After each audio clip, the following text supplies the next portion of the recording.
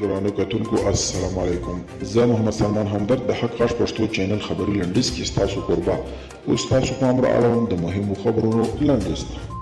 د واشنگټن پوسټ د راپور له مخې د امریکا پر کورني امنیت او بهرنیو چارو وزارتونو باندې هم پیچلي جاسوسي سایبري بریدونه شوي.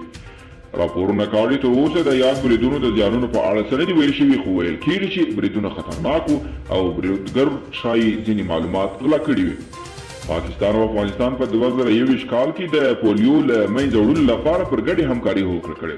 د راپورونو له مخې پاکستان او افغانستان هغه یوازینی هېوادونه دي چې لا هم د پولیو یا د ماشومانو د فلج ویروس پکې شته.